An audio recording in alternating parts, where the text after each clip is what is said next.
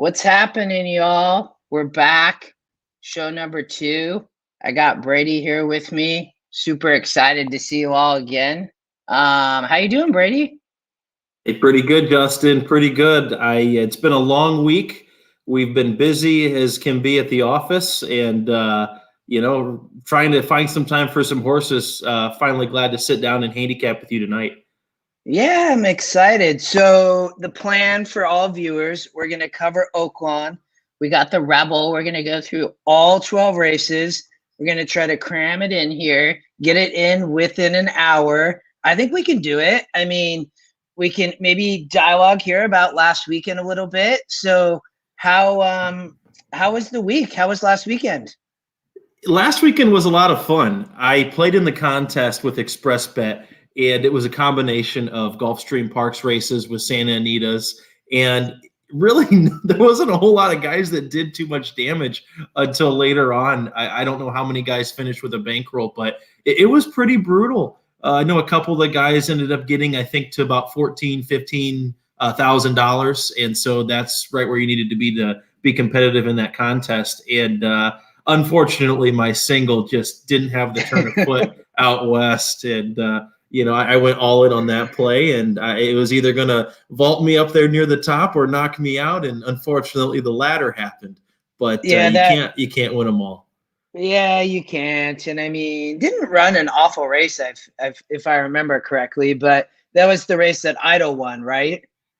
It was race 9 with Hit the Road, Smooth Like Straight, and Yeah, Flavius. And yeah, so that's right. what I'm trying to take from that race is, Hit the Road kind of ran flat, kind of like a one pace type, and got a really nice trip. And so there was no excuses. Drayden Van Dyke gave a great ride. And I don't know, maybe the class of those horses was just pretty high. I guess time will tell later on this year when we see Hit the Road come back and Smooth Like Straight, and then the two brown horses. But it was definitely very competitive, and then to see Maxfield go down like that, I think that was quite a surprise to a lot of people, especially how Idle had ran 2 races prior, and kind of funny that you get Joel up and that happens at the end. I know, yeah, that was a bummer. That was, I remember we went through the late pick 5 there, and we Life is Good just ran amazing, obviously, and looked like the single we thought. And I can't in leg 2. I don't remember the name of that horse. We talked a lot about the 2 horse and potentially being a single. Obviously, if we would have went Whisper Not. single, yeah, Whisper Not. If we would have went single, we would have had maybe the coverage there, in those later legs. But what are you going to do? That's the way it goes sometimes. And it was nice to see Life is Good show up and just dominate like that. I felt like, yeah, it's good to know that at least one of your singles gets there. Absolutely. And I think Life is Good was ultra impressive. The other Baffert horse in the race kind of went a little wide into that first turn, and all of a sudden Life is Good opened up by 3 or 4 lengths, and it was see you later from there. And so I think he really solidified himself with the top echelon of horses for this year's Derby. And I think that we're going to find out a lot over the next couple of weeks, how Life is Good's going to stack up. We saw Essential Quality a couple of weeks ago. And with the Rebel this weekend, we're going to see two mainstays battle each other out in Caddo River and Concert Tour. So it's going to be a lot of fun to go over these today. I'm with you. Well, let's dive in. Why don't we, for the viewers, I know we got a little bit of feedback, but I think let's stick with the horizontals. We got a 12 race card. We can go through, do a couple pick 5s, some pick 4s. Maybe if there's something one of us really likes, we can string it together on a pick 3 or a daily double or something. But the goal, again, will be around horizontals. So why don't we jump in? I know that we got a few maiden specials here to start. I think 3 in the early pick 5. Let's put in pick 5 in the ticket generator. Let's put in $80. See what it comes up with. I've narrowed already, as you'll see in the tool for the viewers. I'll also pull my notes up here.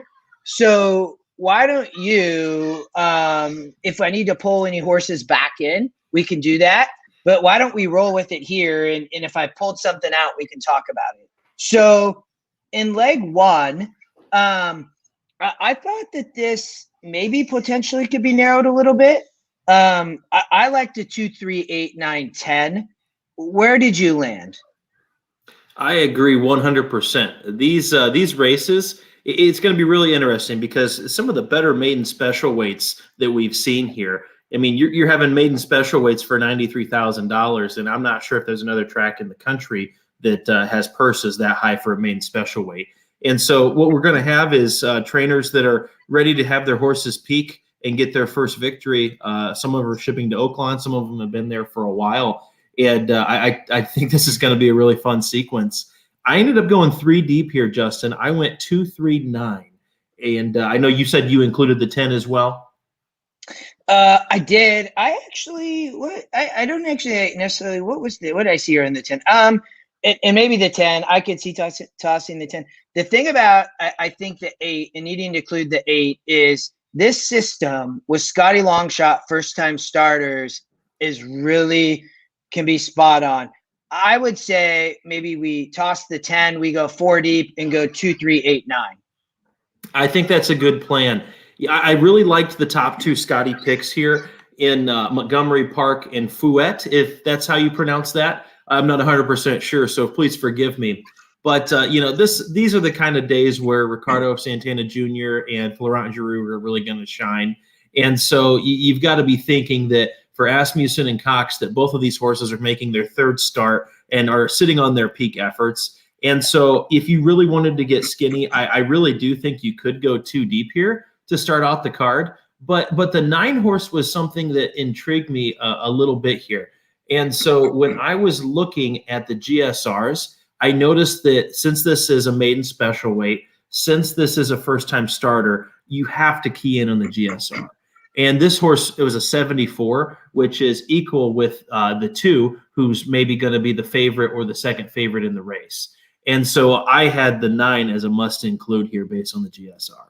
You also get the price play on the 9, which, they don't actually hit as often at prices as the Scotty Longshot, but they do, sneak up. And I think what I like on both of those, you have a price play as a first-time starter, and you have the Scotty Longshot as first-time starter. And if you're going to go and use horses, those are the 2 horses to use.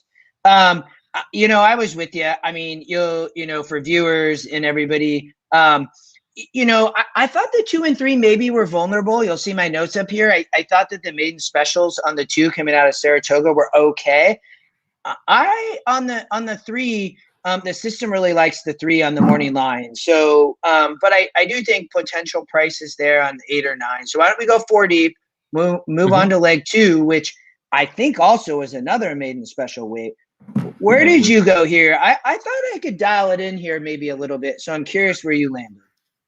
Absolutely. And these main specials are so much fun because you can really get a lot of value, especially with a lot of first-time starters. But then on the other end of it, you've had horses that have had a couple of chances to prove themselves and just haven't broken through yet. And so essentially you're trying to bet on a race of horses that have never won a race before. And so I think this is really where you can add value to your tickets, rather than some of the stakes races where we have very heavy favorites or even the allowance ranks. And so when I was narrowing down here, I was going through the EquinEdge software and I just started Xing out horses that I didn't like. And so I narrowed it down to about 6, and I wanted to talk through it with you. I didn't feel comfortable going a single here. I needed 6 horses, so I'd be interested to see what your thoughts were. I saw that you're using the 4 and the 13 primarily. The other horses that I included were the second choice, My Grace, the 2 Life of Saturdays, the 3 Olivian, and the 10 Big on Broadway, along with the 4 and the 13. And the reason for the 10 is obviously the Scotty Longshot, factor as well. And so what were your thoughts on the 2 selections that you had first, Justin? Yeah, in the ticket generator pulled this up. So my top choices actually were, I like the 2, 3, and 10. You'll see my little stars up here in my notes. Okay, there we go. I missed that. I try to help guide myself when I look back. But we were narrowed to the same horses, so I guess that says something. The only, I think, difference there, I tossed the 1 horse. I didn't love this 1 horse, mainly because when I looked back, I didn't like this Arlington race. I know it was on synthetic. It looks to be more maybe bred for synthetic actually over dirt. I mean, I just you're getting kind of a short price. I know it's the second pick. I didn't love it. I really liked Rosario on the first time starter. I know it's a low GSR. The thing I like about it though is it's a first time starter again. It's a Scotty long shot. From a morning line perspective, the system really liked it. I thought the work pattern was good. I think just for all the viewers, I think people are going to notice a gap in work patterns. My understanding was that was due to weather, that even for training, the track was closed. So just everybody know that you may see up to 2-week gap. I thought this horse was working great. I thought even this work on February 25th that people might be like, meh, it had been working awesome. So, and then again, the two actually watched this race. This horse had an awful start and was literally 14 to 16 lengths back and ended up coming and running great and finishing fourth. So you have Cabrera, Diodoro. I think it's tough, though. I don't think you can go slim. I think you're going, whether it's 6 deep or 4 deep, we need coverage. Absolutely. And to your point about tossing the one, I'm totally on board with that. And I'll tell you why. There's an angle that's kind of an unwritten rule, and it's Ricardo Santana Jr. riding for a trainer other than Steve Asmussen. And so he's 0% with Chelsea here. I believe it's Chelsea Mosley. That's correct. And I've just been watching a lot of races at Oaklawn, and, so Ricardo's getting Steve's best mounts day in and day out. No doubt about that. But when he does ride for another trainer, it's almost like, okay, is this really a live horse? Why is Ricardo not riding for Asmussen if he doesn't have one in the race? So I'm totally on board with that. Let's toss the one out and narrow down from there. I would probably prefer to go 4 deep here just based off of cost. And it looks like we could have a potential single later on in the card here. And so it looks like we have the 2, 3, 4, 10, and 13. Let's take a look at this 3 here. It's Walter De La Cruz. And he's a local rider, has been there a long time. And so, he always seems to pop up in some big moments out there. I wouldn't mind tossing this 3. The reason why I did include it was it had the highest GSR and it is a maiden special weight for the fillies. It's tough. I think you can make a case for all of these. The 4's top pick, top win percent. I thought the 2 was a hard toss just because the horse broke so bad and actually did run well. The 10, the 13, I mean, it's the second GSR. It looks, I had a note, it ran well as the first time, so it ran second, the 12-horse field. I think a lot of these horses were coming out of that same race. You have Talmo for Randy Morse. I don't know where we cut. I mean, let's use all 5 here because I think we can get skinny later. And I would rather be alive with more coverage in the maiden special weights and then single later on in the stakes race, especially race number 5, because we know what those horses are made out of based off of their career races already. Yeah, and the system is singling the 9 here, so keep that in mind. We'll see when we get to race 4. So let's move on to race 3. So an allowance, another great purse. I mean, $105,000 allowance race. No wonder people are shipping here. Where did you land here? I liked a couple of horses here, so I'm curious where you landed. I did like this race a lot. I thought that the top 2 choices, the 1 and the 5, American Mandate and Aloha West, were going to be tough to beat, but I wasn't willing to just go too deep here. I ended up including the Scotty Longshot 8 Backshot and then also Breaking News. And I thought that horse was a little bit interesting. You see Rosario's up for Ron Marquette, trainer of the infamous Whitmore, who seems to own this track year in and year out. I mean, he's won the Count Fleet or the whatever the stakes races. They should name it after Whitmore. He's won it like 5 times. And so I don't know. He's getting so old, and it's like no time has not passed him by. And I think a lot of people wrote him off last year in the Breeders' Cup Sprint, and he ended up winning it like 17-1. So I thought Marquette and Rosario, when they team up, it's usually a good thing. And, this is an allowance race, non-winners lifetime 1, 4-year-olds and up for over $100,000. And so, you have Gary and Mary West that have a horse in the race. You've got Asmussen and Santana. You've got Broberg and Cohen. And, I went 4 deep here, 1, 5, 7, 8. Yeah, those are my top picks. I really liked the 5 horse and the 7 horse here. I know the 7 breaking news is coming off a layoff.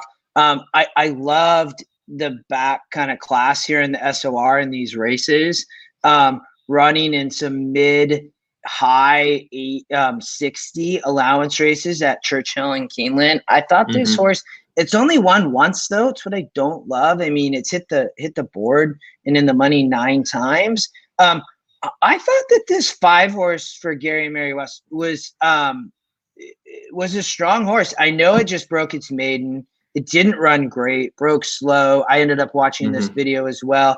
I could see the 1 and 8 winning as well. I didn't love the 8, but it is very hard to throw out the Scotty long shot if you're going 2 to 3 deep, because the Scotty long shot at Oaklawn is money. Like, out of any of the tracks that I have seen with this tool, the Scotty long shot hits at Oaklawn. So I'm with you. We're going to have to go skinny on these last 2, but maybe we'll jive and this will be easy on how these last 2 come down. So we talked about going 1, 5, 7, 8. Let me lock this up and see where we get. So we are 4 deep in the first, 5 deep in the second, 4 deep in the third, and then comes the system like the 9 to single the 9. I thought this was a tough race. I don't see singling the 9, but where did you land? I did love the 9. I didn't want a single here, and so we'll have to see, because I do have a single in the next leg that I really like.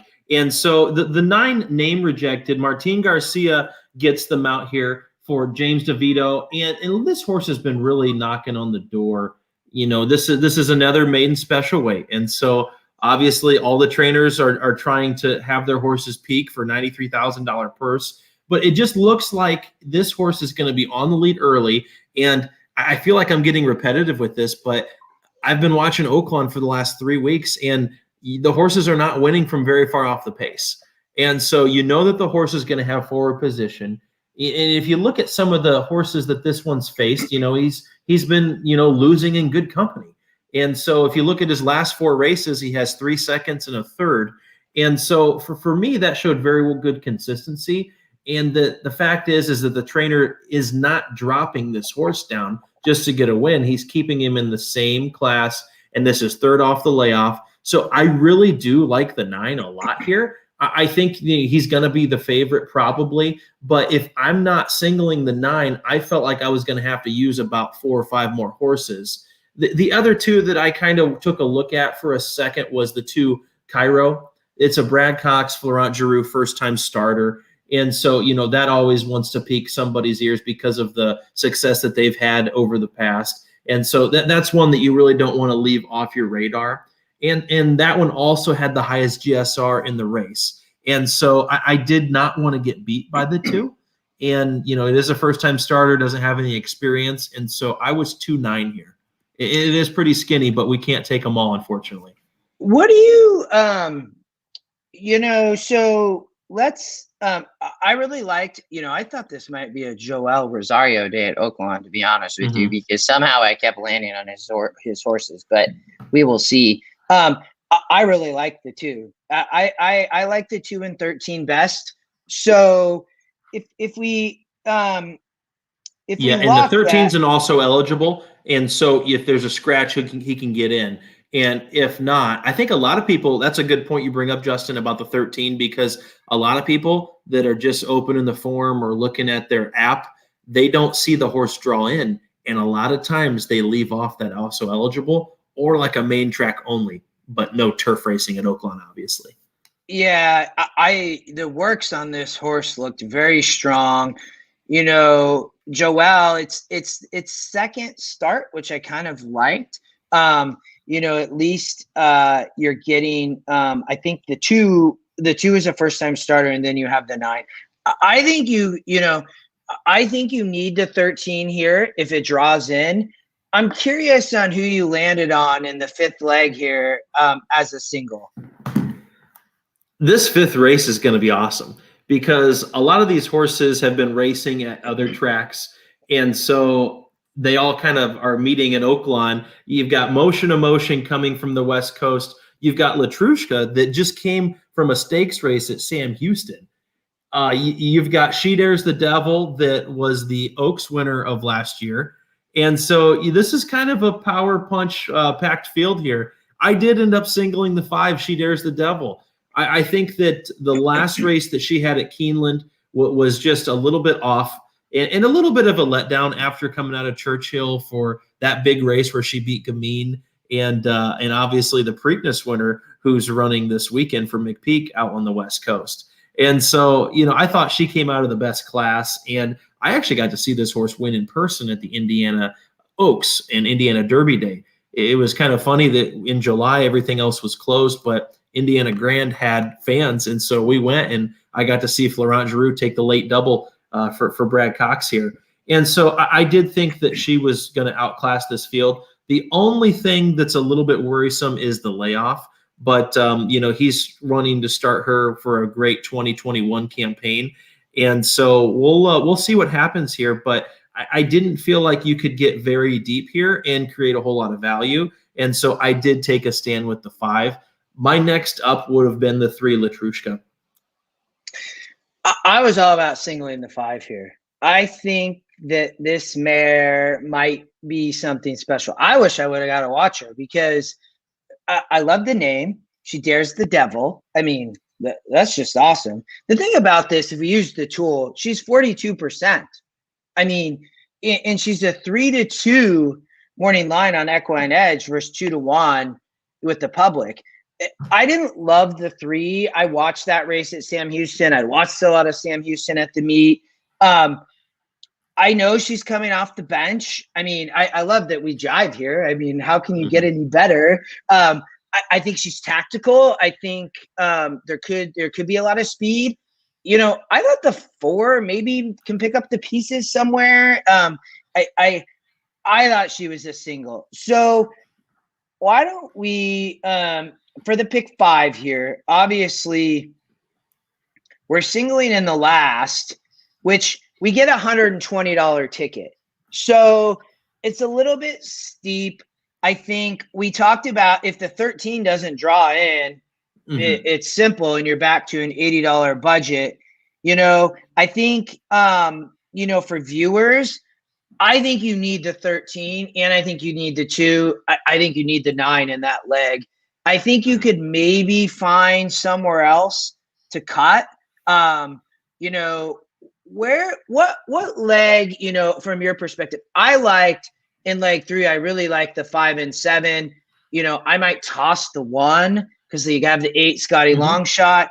I also in the first, the 2, 3, 8, 9, I think that's tough there. I thought this was a tough leg. I probably cut a horse in leg 3 and get to $100 if the 13 draws in. What would you do? I would do exactly that. I like cutting in allowance and stakes races rather than maidens. And so if we have it set up right now, races 1, 2, and 4 are all maidens, and races 3 and 5 are either allowance or stakes. And so you have a better track record of these horses in the allowance and the stakes races. You know what you're going to get from these horses. And so if it were up to me, I would go shorter in leg 3 and just probably use the 1 and the 5. I thought you could get away with that if you wanted to get the ticket under $100, or if you've got 3 buddies, let's play it and split it 3 different ways. And so it's going to be a tough one to hit. That's for sure. It's not going to be easy, but if you did want to if you did want to cut a little bit, I would look at race 3. Yeah, I'm with you. So what we will do, I know we talked to the EquinEdge crew, trying to get them to maybe be able to kind of post tickets from the generator. I think maybe we can all work and we can try to post a couple different combinations. Here's one here for the viewers. If the 13 doesn't draw in, you're back to $80. If it does, we think you need to use it. you cut either the 7 or 8. I think, I think I really like the 5. You like the 1. Then I think people need to decide. I didn't love the back class in the SOR on the 8 in leg 3, but it's Scotty Longshot. I thought the 7 had a lot higher SOR, so it becomes very tough. So there's the pick 5.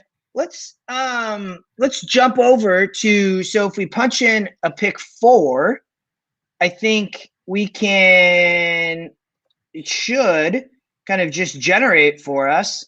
You can get a $30 pick 4 with the same picks, that might be better value. Yeah, I mean, and you could even play that for $1. And if you don't like the 5 as a single, and I know a lot of people like the single. I know you said you like the 3. I thought the 5 was the single. I would probably play the pick 4 for $1 and try to get a little extra value there versus the pick 5. So I think that's another nice play. There you go. A couple different options depending on whatever your budget is. And that's nice that they've got 3 pick 4s going on this weekend. It kind of bridges the gap, and I think a lot of people miss it or forget about it. In between the pick 5s is you have the ability to play a pick 4. It reminds me of the big racing days, like Breeders' Cup Day, like Derby Day. It's always nice to have those extra ones in there, especially if maybe you're not a fan of race number 1. Or like in our case, we're not a fan of the last race in this sequence, race 12. And so, trying to find something where you can string it together, it's hard to string it together for a pick 5. My best bets, if you look at my return on investment, are rolling pick 3s. And so it's what I really try to find. And it's hard to find 5 races in a row. If you can do it, it can really pay off. But nothing wrong with scaling it back for the pick 4, the pick 3s too. And for the viewers, we'll blend in some pick 3s too, or maybe some daily doubles. I think I know I had 1 or 2 kind of sequences where I thought maybe you could try to string a cheaper pick 3 together and hit it a few times. So why don't we, I don't remember. Let's look at, so here comes my sequence. So, they're starting another pick 5, it looks like, or a pick 4 in the 5th leg. So I really liked a couple horses coming up in the next couple races. So why don't we start the pick 4 here? We will put in $50 and it's going to single. Oh no, it's on saying race 6. Sorry guys, the tool. So pick 3. I want to show pick 3 for the viewers here. I'm not sure where you're at. For me, I really like this sequence. I think, I'm literally rolling like a $5 and would play this a lot of times. We talked about singling the 5. For the viewers on my side, I really like the 1 here. I really do. I like this horse. It's Fletcher Rosario. I talked about Joel a little bit ago. I think that this is coming in here. I know that it's only 19%, but it is the top Scotty pick.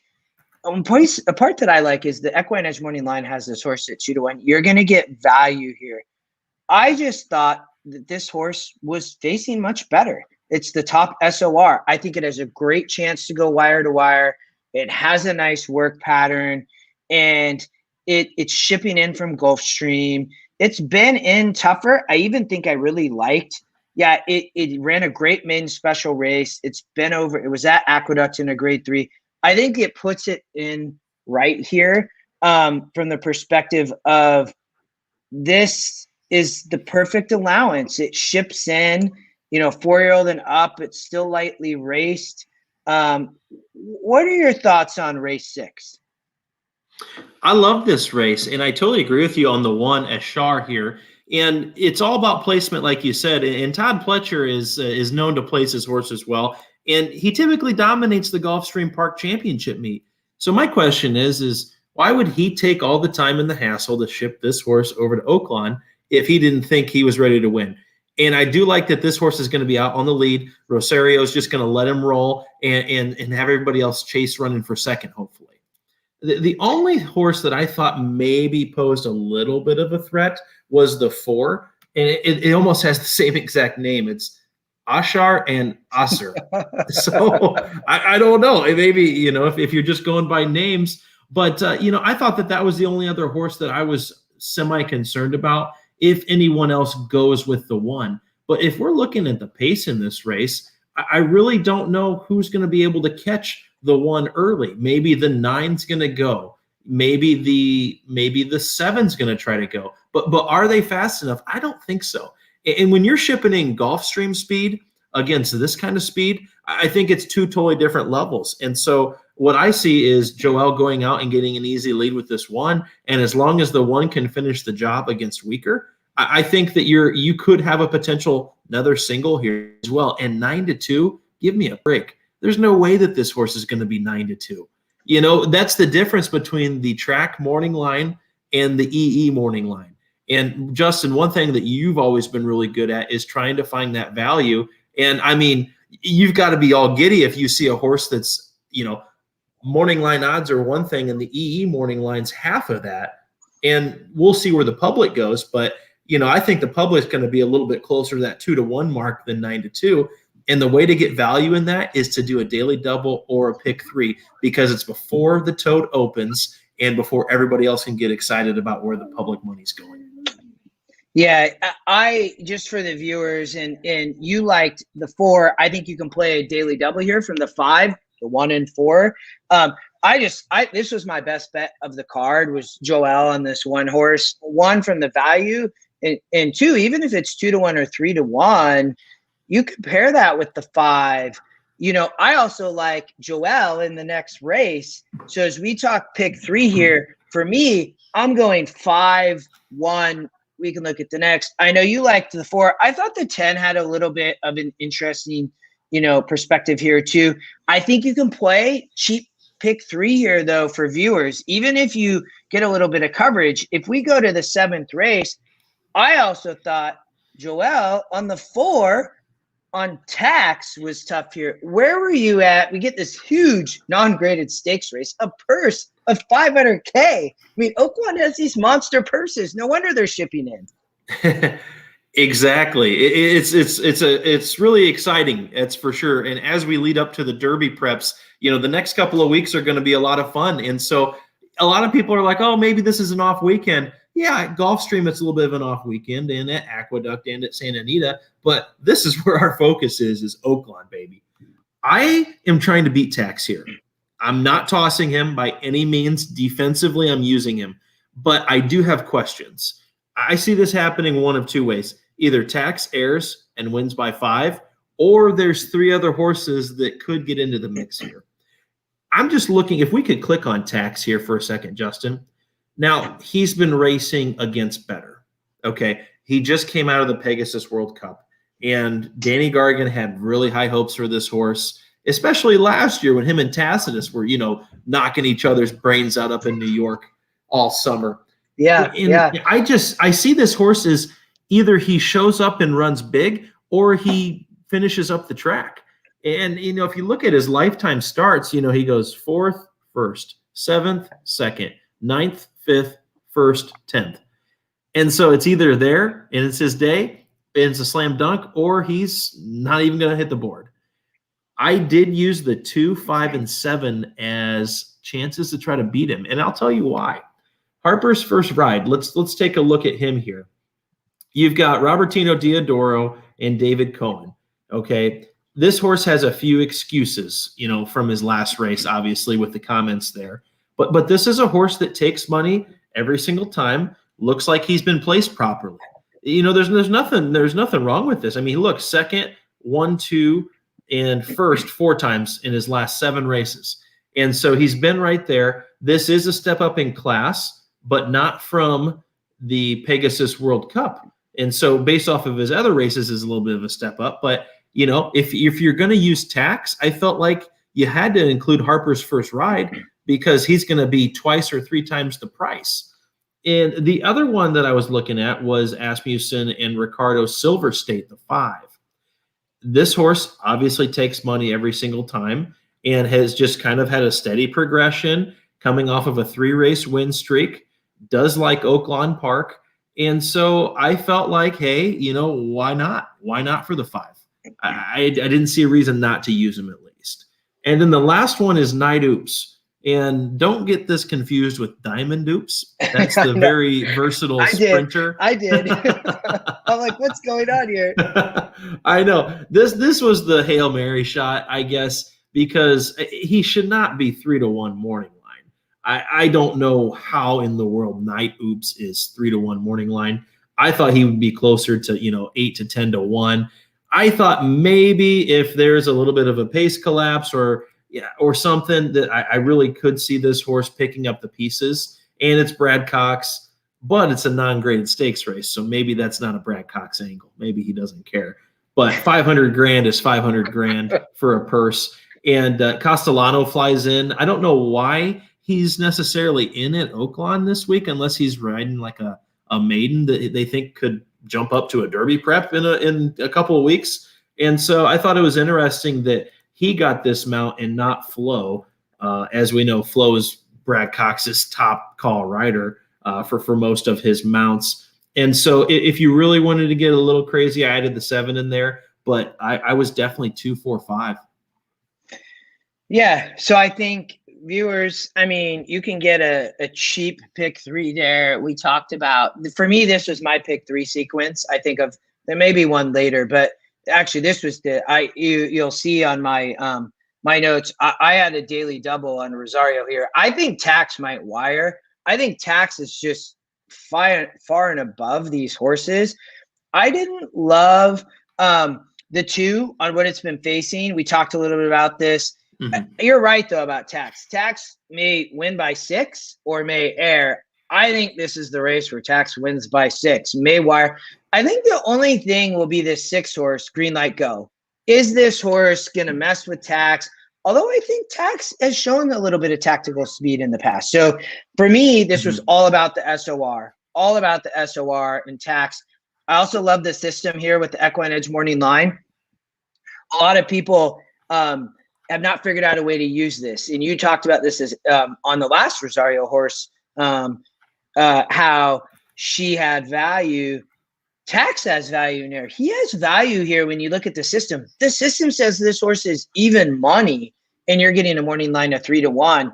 You're getting the Asmussen Santana Silver State, who's the morning line favorite. For me, I'm playing a cold pick 3, 5-1-4, and I think you can go cheap by adding some others based on where you've gone.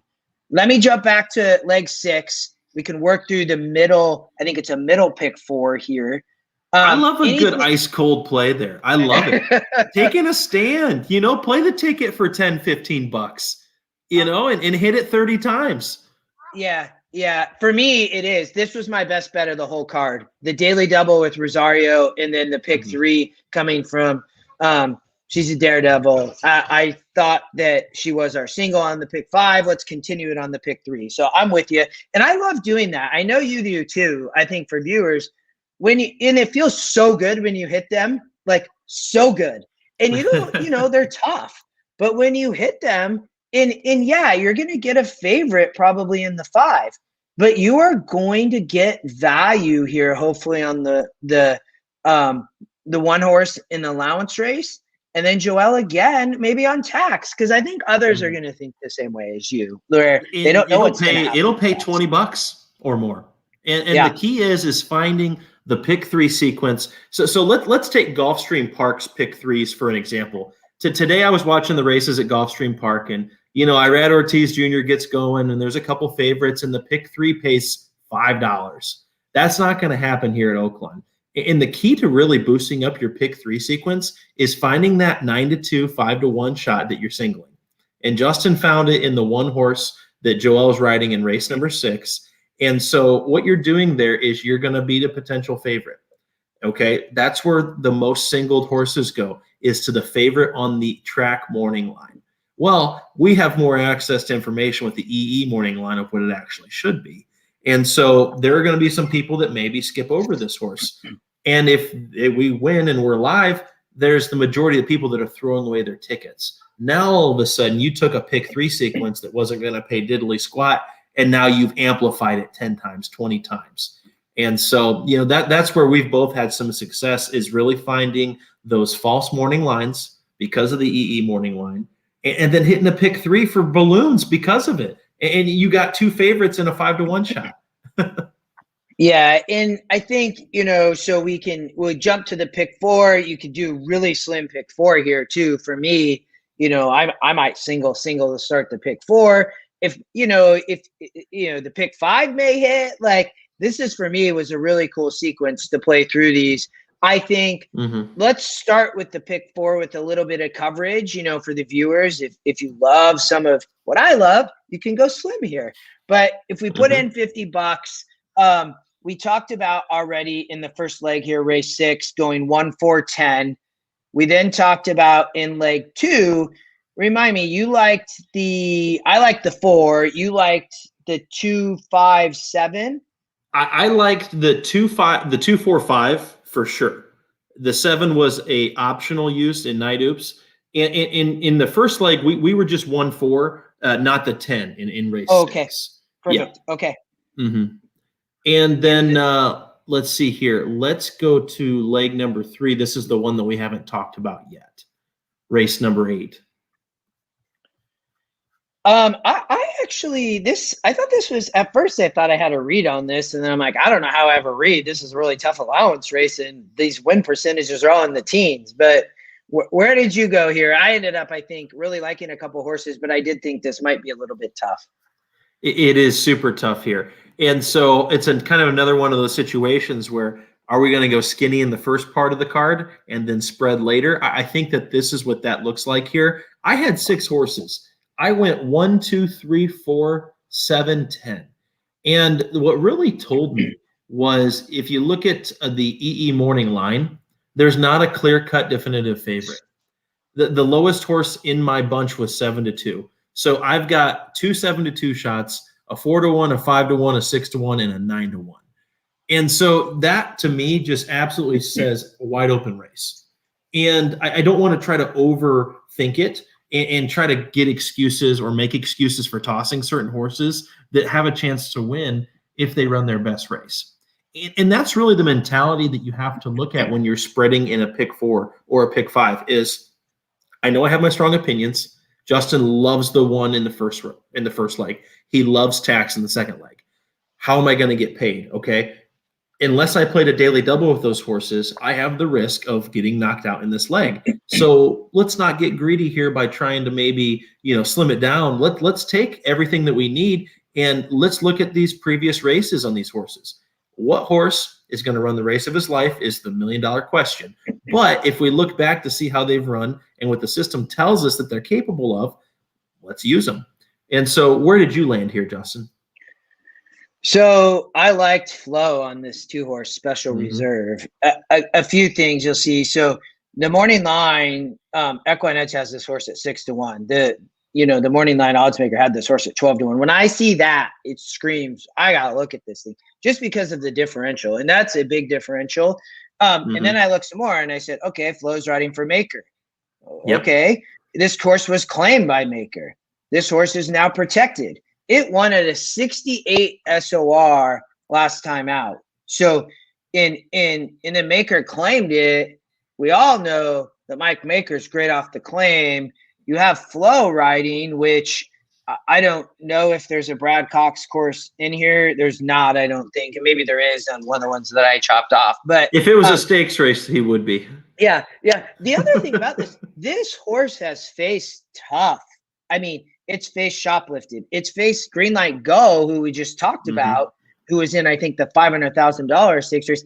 And it has also faced the 3 Royal Dahir, if I'm pronouncing that correctly.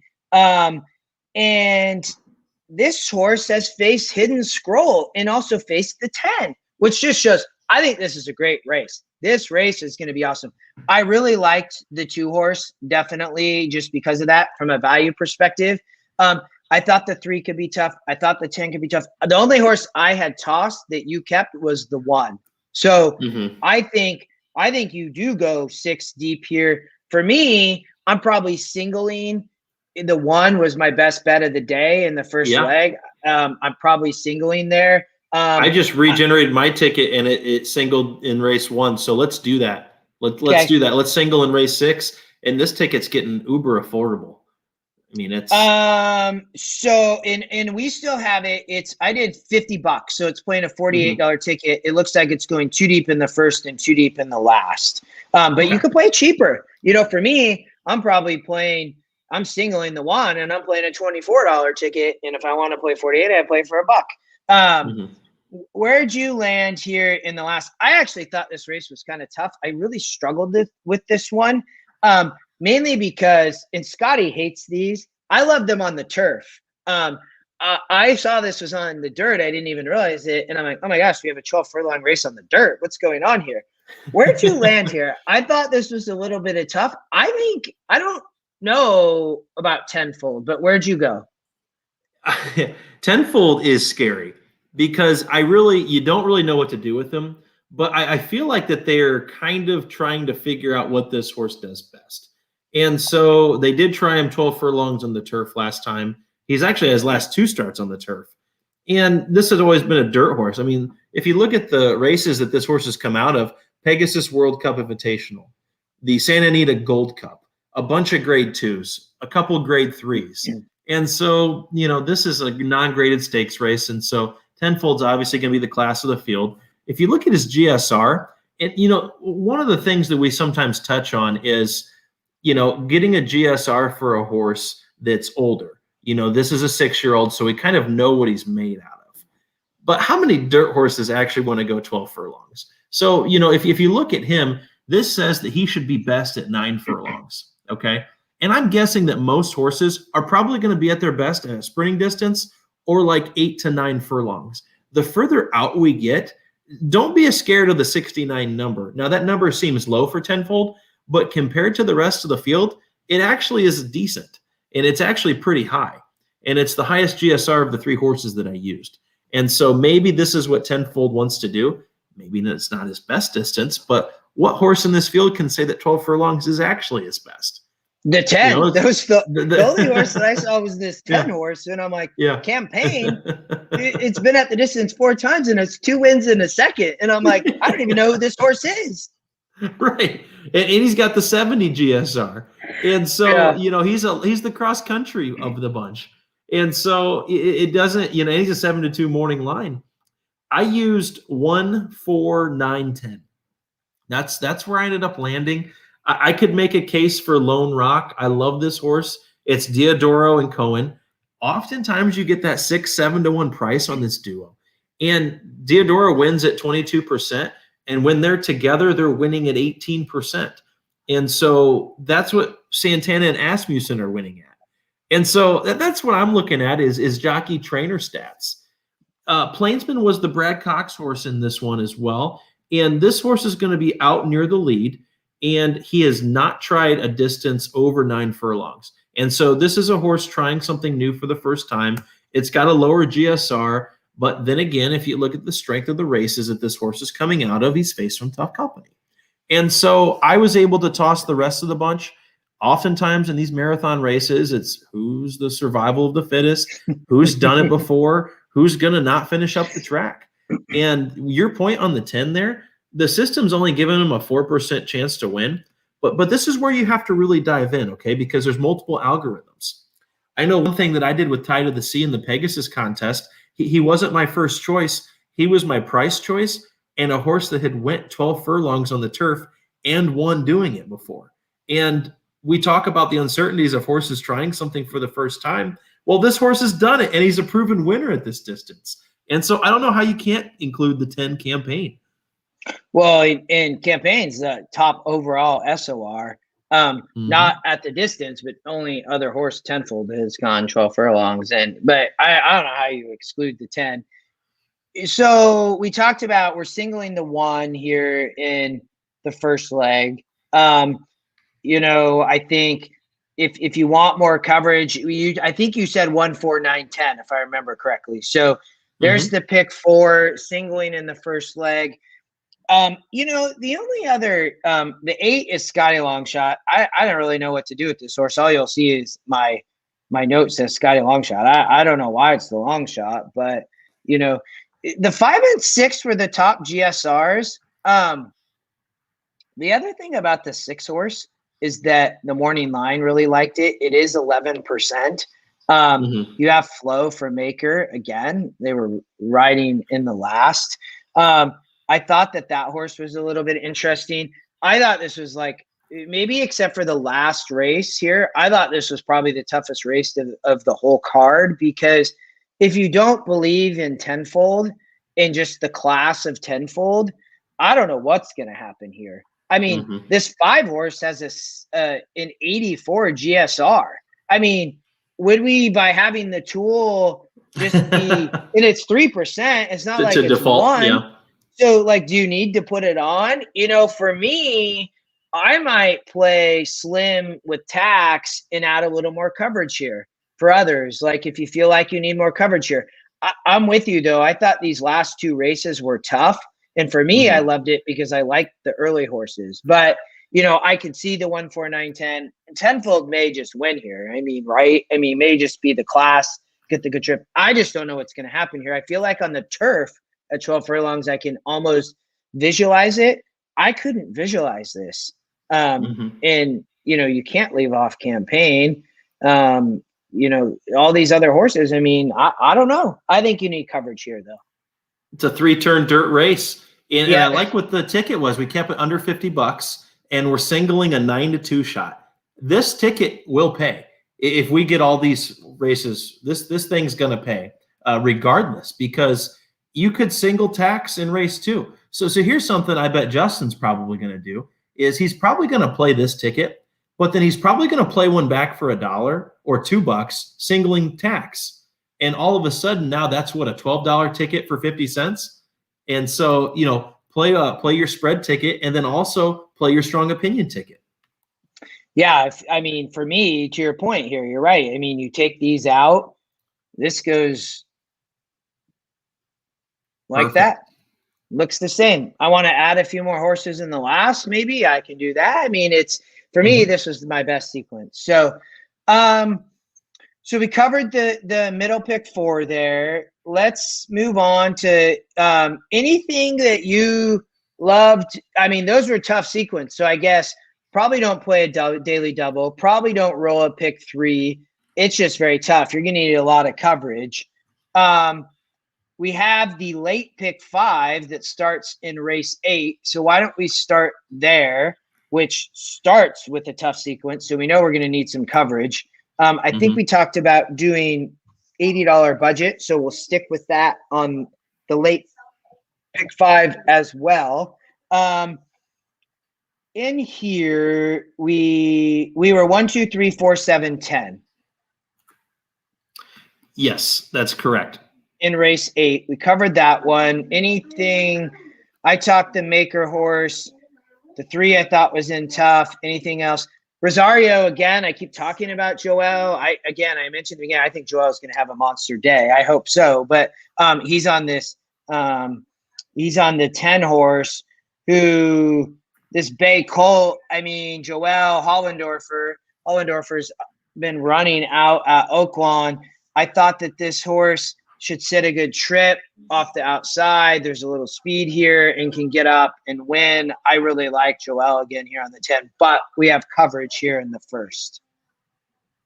We'll lock that and regenerate. So if we go to the second leg, how do you pronounce this? The Temperance Hill Stakes? Oh, okay. So that's the tenfold race. So we went through that one. The Temperance, I think. Temperance. So we talked needing 1, 4, 9, 10. 9, 10. That's correct. We'll come back to this one. If we have some bullets left in the ticket, we can add here. But we will lock that, regenerate. And I'm looking at the clock here. We've been on for just under an hour, and we have 3 races left. This has been pretty good. Yeah, absolutely. And these are 2 of the 3 most exciting races of the day, I think. And this is going to get real interesting here, because I could see a lot of people wanting to single up Whitmore. And I won't blame you if you want to do it. Whitmore owns Oaklawn Park. How many times has he won this race specifically? I believe it's 5. I thought I heard that on the news on TVG today. He's won this race 5 times. What horse has won a race 5 times and is still in training? And he's an 8-year-old. I mean, this is. I'm going to rename this from the Hot Springs to the grandfather race, because I've got 3 horses in this leg, and 2 of them are 7 and 1 of them's 8 years old. But I'll just throw it out there, and I don't know. Maybe I'm gonna get fired from the show if I keep on singling like this and missing. This is. I was super excited last week at Santa Anita for Ride a Comet. I think CZ Rocket's going to win the race. I really do. If we look at it, Whitmore's going to get all the money. He's going to get all the hype. He's supposed to win this race, but all good things do come to an end eventually. And so can he do it again? CZ Rocket had a breakout year last year. Peter Miller has placed this horse perfectly, and everybody thought in the Breeders' Cup Sprint that it was going to be a tough ask for him. I know I got CZ Rocket at 40-1 pretty early on in the futures pool for $100, and so after I knew Yopon was done, I saw Whitmore flying. I was like, "Come on, CZ Rocket!" And unfortunately, the futures pool doesn't pay out for second place. But I love everything about this horse. He's going to get the jump on Whitmore, and he's going to get the jump on Flagstaff. Hear me out here. If we go back to the Count Fleet last year, it came down to Flagstaff and Whitmore. And Joe L. is coming back to ride Flagstaff again. And there's something about a jockey relationship with a horse. And sometimes on these closers, as we saw with what he did with Idol last Saturday at Santa Anita, he times these races when he's on better than anybody in the world, in my opinion. And so I know that he's going to have this horse flying. And if we look at how Flagstaff likes to run, in all of his other races, he's typically been on or near the lead. But for some reason in this race last year, he might have started off slow, is what the note said, but it didn't matter. And so, if he made it close last year with Whitmore, if he gets any kind of a better break, he would have won that race. Here's my worry with Whitmore, and I said it earlier on in the show. It's Ricardo Santana Jr. riding for a non-Steve Asmussen horse. I thought Talamo usually gets the call here for Whitmore, but apparently he's not. Yeah, there's a bunch of riders, but Talamo's ridden him more often than not. And obviously Ortiz, who won the Breeders' Cup staying at Gulfstream Park, I think he's a vulnerable favorite. And I'm going to be using the 2, 6, and 7 with really keying my big plays on the 7, CZ Rocket. So this is actually, I think, and we're going to end up going a little bit over for the viewers. So you guys will go to extra 10 minutes this week probably. But all of us, I didn't actually catch this. It's probably one of the shows that I remember of all the shows of EquinEdge Live with Scotty was the Breeders' Cup show last year. And it was amazing. And, I actually had liked Whitmore, and Scotty had confirmed it. And we said, why not Whitmore here? Why not? One time Whitmore at 18 plus odds, right? And we all hit it and everybody was going crazy. I don't remember if anybody had any horizontals, but plenty of us had, I know daily doubles and pick threes and the win bet and all of it. I'm with you here. I do think Whitmore is vulnerable, as much as it kind of hurts me to say. This horse is a warrior. I love Whitmore. I actually liked the 2, and you talked about Joel. I do think CZ Rocket could be really tough here. Just missed versus Whitmore, and so did Joel on Flagstaff. I tossed you'll see in my note, I tossed this race in the slop coming first off the layoff. I know it was odds. I know, this horse I think can struggle to start sometimes. You mentioned that race last time versus Whitmore. I think the 2 could be up there with CZ Rocket. There's no way that I can personally single Whitmore here. You like the 7. I like the 2. You have Whitmore. Let's move on, and we'll see where else we land. I doubt we're singling in the next. But I don't know. And then the last was really tough. This was a very hard pick 5 sequence. And maybe it's a pick 4 that we play, and we can talk about that in a second. But let's look at the next and talk about it. We'll figure out the pick 5 and pick 4 because we know in the last, I think we're going to need some coverage. But let's go to race 11. We'll come back to race 10. The thing that actually, before we move on, and sorry for jumping around, everybody, the thing that you brought up here, which was very interesting to me, Talamo is riding for Asmussen on Engage. Why? I have no idea. And Tenna then riding for Ron Marquette on Whitmore, and I know you had the PPs in front of there to look at, but did Talamo win on Whitmore in the Breeders' Cup Sprint? That was Irad Ortiz Jr. that got the call that day. That. But Talamo traditionally rode Whitmore. Right. He was his main rider. And my thing on Whitmore, I love the horse. I loved it. I didn't have him in the Breeders' Cup because I thought the track was so speed favoring. And that just goes to show how impressive his win actually was, because there were track records being set left and right by Nashville and Knicks Go and you name it. Here's one angle that I want everybody to be aware of is Breeders' Cup champions typically get way over bet the next year or in their next start because people remember, what have you done for me lately? And so I love Whitmore. I think, he could very well win this race for the 6th time. But when you see an opportunity to take a shot against, you guys got your shot at 18-1 in the Breeders' Cup. Now you're probably going to be taking 4-5 on Whitmore, maybe 3-5. And so I felt like it was worth a shot. Whitmore will be the most singled horse in this pick 5 sequence, and therefore I'm going to try to beat him. So I got my single earlier on the pick 4 and the doubles and pick 3. You're getting your single again. We're going to try to make up for Ride the Comet. I think if others, we'll talk a little bit more and we'll go through the pick 4, and I think that'll allow us a little coverage. If you want, you could maybe add coverage here. We'll come back to it in a minute. Let's go on to race 11 and talk about the Rebel, the race of the day. There's going to be 2 talked about horses here. Where did you go here? Did you go beyond them? Did you like one of them more than the other? Where did you go? This is actually a pretty aggressive play for me. Surprise, surprise, or no? I like your aggressive plays. We're going to get more used to them. We're going to get more used to them. I singled up the 1 here, Caddo River. And I'll tell you why. I think that if you're in a spread ticket, you have to use both. You have to use the 1 and the 7. Let me make a case for the 1 here first on why I'm singling. I watched replays of these horses in every single start that they've ever had. And I've also watched replays of the horses that they have beat. Okay. Let's talk most recently. It was the Gotham Concert Tour had to chase down Freedom Fighter 2 starts ago at Santa Anita to stay undefeated. Okay. That was the San Vicente.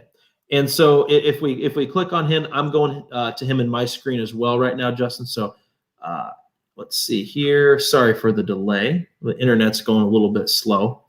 But so what I didn't like about that start is that, Joel rode him like he was the best horse in the race, and he was, but it was like Freedom Fighter dug in and didn't want to let him pass. And at the end, the Concert Tour prevailed. Let's talk about what Freedom Fighter did next time out in the Gotham. Freedom Fighter got a perfect stalking trip on the outside and faded. I mean, he did no running. And so one thing that you have to look at is, okay, who have I beat? And that's what some people had said about Maxfield last week. Who does he beat? Sonneman? And that was about it. And so if I look at Caddo River and who he's beat, well, Cowan stands out. That's one of Steve Asmussen's best horses. He just shipped this horse out to the Saudi Cup. And if it wasn't for Joel's a little bit of his timing being off, he would have won the 3rd to last race out there at Saudi. And so I look at what Caddo River did. And does that say he won by 10 lengths last time out? Yeah, 10 1/4 lengths is how much he beat a horse that just shipped over to Saudi and almost won a big race out there. And so for me, I did single up the 1. There's a lot of buzz around Concert Tour, though. This is one of Baffert's horses. It's, maybe he's not as good as Life is Good, but who is? And so, this is kind of like the Improbable and Game Winner, and Mucho Gusto. Bob's usually got 3 or 4 horses, and until we get to the Derby season, it could be any one of them. And these horses are maturing every single race. They're getting better each week and every week. I just thought this is a chance where I could take a stand, and it's bitten me in the butt before. I remember Malibu weekend. I was all over Nashville and not all over Charlatan that day. And a lot of podcasts I listened to, a lot of the experts were saying, guys, just don't get too aggressive. Just use both. And so I think that's probably the right play here is use both. If you want to get really crazy, I'm singling up the 1 Cattle River. And so that's going to be a daily double play for me, CZ Rocket into Cattle River. I like it. Cattle River I've followed. I don't know if it was since the maiden win or before back in New York. I thought this horse was going to be something special. And it's kind of a bummer. I think I must have missed it or something. You'll see in my notes, I do have I think it's a 99 to 105 to 1 Derby futures bet on Superstock, the 8 horse, for $10. I also have, I think, $20 on Midnight Bourbon. I decided to go with the Ass Man on a couple of horses for Derby futures bet this year, just to have a little bit of fun. So I'll be cheering for that horse. I do think it's up against it. I think my money in the Derby futures is dead, but who knows? I thought the 1 horse was something special when I watched it, though. I think Life is Good is the Baffert horse. I don't think it's Concert Tour. And I thought that before Life is Good ran. I still think it. I'm with you. I think I didn't really figure out how to go to beyond the 1 in 7. I think you're right. You can double up on them. If you want to add more coverage in the 10th or in the last, you can single here. Do you single CZ Rocket here and single again and get a lot of coverage? I kind of like that play, to be honest. Personally, for me, I like to be aggressive like that. I like to go with what I think. And if with Cattle River here, if I mentioned Concert Tour, sorry, but I think Cattle River, I think, is the horse here. And for me, you can double up, though, and you land on 3 horses. I'm singling here because you get a lot of additional coverage in the last, get a lot of coverage, and you get a lot of coverage. Let's do it. Maybe we kind of even. Let's do it. I'd rather single here than in race 10, personally. Yeah. I'd rather do that. I think Cattle River is, look at what Brad Cox has. I mean, he's got Essential Quality, he's got Cattle River. And so he's absolutely loaded this year. I think this is the year that Brad Cox gets a Derby win. I don't know that he has one yet. I do. I really do. Part of it's getting in the gate. And how often does a trainer not named Bob Baffert have more than 1 horse in the gate? It doesn't happen very often. And it looks like as long as they can both stay healthy and keep on moving forward, that Brad Cox could have 2 horses that are monsters in the gate. Not just 2, like a Bodie Express, It's Cattle River and Essential Quality that if Cattle River runs like we think he's going to, both of those horses are going to be in the top 4 choices in the betting. And so you could have, this could be an absolute throwdown in a race too. We could be looking at 2 of the top 5 Derby horses and leaving everybody else in the dust. I didn't like anybody else in this race. Get her numbers impressive out west. Hosier's another Baffert horse, and I'm not really sure why he's in this race. I know you had a little bit of futures on the 8 Superstock, and so this is where it kind of becomes the men against the boys. And so, let's single this 1 Cattle River. And my buddy Humberto is probably going to give me a call and say, what the heck, after he figured out I'm not using his horse. But, hey, I always say you can't use them all. We're trying to win. What's interesting, this race being in the Rebel, the win percents, the system really had this thing wide open. The problem that I would have, if you feel like this race is wide open to get coverage, I don't know where you get coverage in these other races. This pick 5, if Concert Tour or Cattle River don't win, I think this thing's going to pay huge, especially in the 10th race, right? I mean, if Whitmore and CZ Rocket don't win somehow, this thing's paying stacks. But I'm with you. I kind of like a double single here for the viewers. The system gives us tons of coverage in the last, which you and I had talked about earlier before we jumped on the show, needing it. I think the system doesn't even give you, the ticket generator doesn't even give you the 4-horse, which is a 19% win percent horse here, which is just crazy. But I think I don't know if you liked anything here. I really struggled to narrow. I sure. think, can we bump the ticket up to $85 and see what it does there? Yeah, well, let's put it up to 90, see what it does. And it gives us, we'd already locked those. Oh, so it just I think it gave us one extra horse. Okay. It's fine. Yeah. So here's what I had, Justin, in the last leg. I had 6 horses. And so I went 1, 2, oh, excuse me. I'm looking at the wrong race here. I had 7 horses in the final leg. I went 4, 5, 7, 9, 10, 13, 14. And so the only thing different was it looks like I replaced the 2 with the 4. And then no 6. So I like it. I mean, it was, and that gets you, what's that, $84? Yep. There you go. With 2 singles, you get coverage in the last. This race is wide open. And so this is another scenario where the EE morning line favorite is 7-2, and it's Santana, it's Asmussen. This horse could skip away for fun, but I'd rather take a shot against it instead of getting skinny here. Funky things can happen at Oaklawn in these races. And so I really like our ticket structuring today, where we went super skinny in the stakes races. We have races to go off of. We have past performances. We've got video. We've got all of the tools that EquinEdge is giving us as well. I think they're going to be valuable for us to solidify our singles, to have a lot of confidence. And then what I really love about EquinEdge is when we get to those races where we have no idea where to start, it narrows it down for me. I'm able to eliminate a lot of those horses, like in race 8, race 9, and race 12, that I wouldn't use. And so then I'm like, okay, well, I can't really get rid of this horse or that one, and so leave them on the ticket. So this is kind of a, if it's a golf term, it's like a bomb and gouge strategy. We're going to hit it as far as we can with the singles, and then we're going to try to, drain some putts for some prices on these other legs that we're spreading. And so, I didn't think you'd want to get greedy here and get rid of anything. But for an $84 investment, I think that this thing could pay, because the Baffert horse is going to take a lot of money. I wouldn't be surprised if Concert Tour's favored. Baffert and Rosario win at 47%. Baffert's record in the Rebel is tremendous. I mean, he's the king of these races.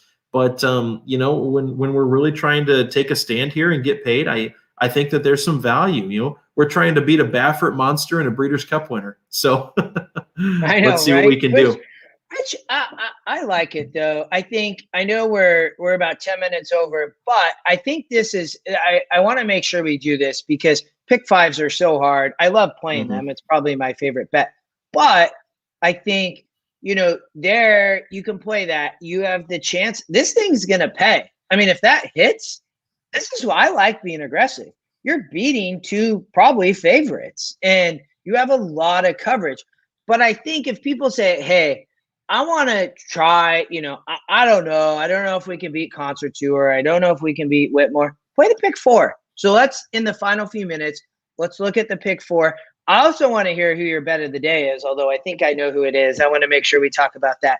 But let's do a little pick 4 to say, okay, if you don't want to play a pick 5 and do a back-to-back single, you're probably going to add coverage in race, was it 10 or 11? Let's say $50. So the system, let me do a little bit of unlocking here to see what the system does, and see what the system likes.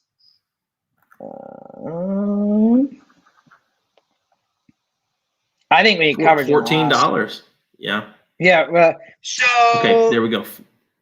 the system, the system actually, the system is singling Cattle River. The Mm-hmm. system is not singling the 7-horse. See, so I unlocked, just so everybody can see this, I unlocked computer pick. It's not singling Concert Tour here. Even though it's top pick, even though Mm-hmm. it's the win percent, it wants to single the 1, which I guess we just go with the system. I mean, you and I think, agree here that this is the single over Concert Tour. We let it Absolutely. single. You end up, we keep our 4 horses in the first leg of the pick 4, and the system gives a little bit of coverage here. And Mm-hmm. leg 2 of the pick 4, race 9, adds Whitmore, adds Engage. Maybe as we close out the show, what do you do here? If you play a pick 4, I like the 2. You could probably make your ticket a little bit bigger. You could chop off one of these other horses. Where do you go, Brady, here in a pick 4? What I'm going to do on my personal ticket is I will be playing a pick 4, same thing in race 9. I'm going to use the 2 and the 7 in race 10, the 1 in race 11, and then the 7 horses that we talked about in race 12. I know I'm tossing Whitmore off of my ticket, and so beware, but that's where I'm going to try to find value. I like it. I mean, and it gets the ticket to $42. I think you said 2.7. Oh, it actually, you know what it did? It even gave you some additional coverage in Mm-hmm. The first leg. So your tickets, I think it's about $28 if I'm looking at that right. So Yeah, you that's can, all it is. So a value play that could definitely pay. And so I know we're getting aggressive here, but we always like talking about beating favorites that are going to be over bet. And Whitmore could clearly win this race by 4, and he might. And Concert Tour could clearly win the Rebel as well. But when it comes down to pure handicapping, you can't just take the chalk all the time. And so we're making great cases for these other horses that we think are going to be a better price and a better value for your ticket, so that you could have a higher score and potential to make something off of it. yeah, that's what I love. I mean, I bet this pick 4. I mean, this thing could be really big, but I mean, this Mm-hmm. ticket you have here for $28, this thing could pay $1,000 easy. I mean, it really could. I mean, so as we close out the show, what's your best bet of the day? Is it a daily double? What horse? What's your best bet? Where the majority of my bankroll would be going, and I wish that there was an Oaklawn contest this weekend. I know Xpressbet has one that's the last 4 races at Gulfstream into the Santa Anita card, and I might play in it. I'm not sure yet. I really didn't like the card at Gulfstream or Santa Anita this weekend, so I might pass on this one. But if I've got a best bet of the day, it's the daily double race 10 into race 11. I'm going to go CZ Rocket into Cattle River. And so, I'm going to play, maybe a $20 straight daily double and hope that it's going to pay $8 because Whitmore is going to take all the money. Concert Tour is going to take all the money. It might pay $10. And so, if our viewers are following along and everybody pounds it, it might pay $6. So you just never know. But I love CZ Rocket in this spot. And I think there's a reason why Peter Miller's bringing him out here. Peter Miller's been kind of quiet lately, and he could run this horse in a sprint race at Santa Anita coming up, and he's choosing not to. He's choosing to ship to Oaklawn with a purpose, with a reason. I think he wants to give this horse another shot at the Breeders' Cup Sprint again. And obviously, he's proven that he belongs here with this group. And so why not? And so I'm just going to go with a cold double 7-1. So the ticket generator is the same thing. So as you can see here, I got it all cleared. The 3 and 5 are off here in the first leg of it, and everybody's on in the second leg. The system in a $10 cold daily double takes the 7 CZ Rocket to the 1 Cattle River. Cold, $10 to cold. So I made it do it cold, but those are the 2 horses the system likes. The AI likes it. You like it. We're gonna make up for the comment from last week. It's.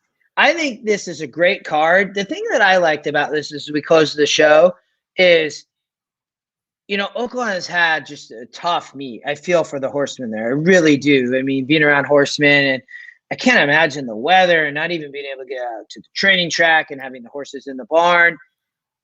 They got the stage all Saturday. I mean, yeah, there's some other cards going on. I think the pools at Oaklawn, you all, are going to be massive. The money's dumping into Oaklawn this weekend. I'm glad you and I got to do it. We got to cover all 12. Yeah, we went an hour and 20, but you know, it was worth it. I'm excited. I can't wait to watch it. I know you and I will be chatting. I can't wait. Viewers, give us feedback. I appreciate it, even if it's criticism. I really love it. Anything, last words from you? Good luck this weekend. I'm excited. Absolutely. And I echo your comments about Oaklawn's where the money's going this week. And even on a non-big stakes day, if you just look at the payouts for the Oaklawn Pick Fives on a regular basis, they pay great. And so I don't know. We've got to find out. Do they have low takeout or something, or you know, something that the other tracks aren't doing? But Oaklawn pays, and it's going to pay this weekend. So with the bettors, you want to make sure you're getting the most value for your buck. And Oaklawn's where it's going to be this weekend. So good luck to everybody, and can't wait to do a show next week. We'll do it all again. All right. Good luck, you all. That was fun. Brady, good luck. We'll be chatting, everybody. Feedback again, comments. We're looking forward to it. I'm sure I'll see some of you on Scotty's show Saturday. All right. Sounds good. Good luck. Talk to you soon.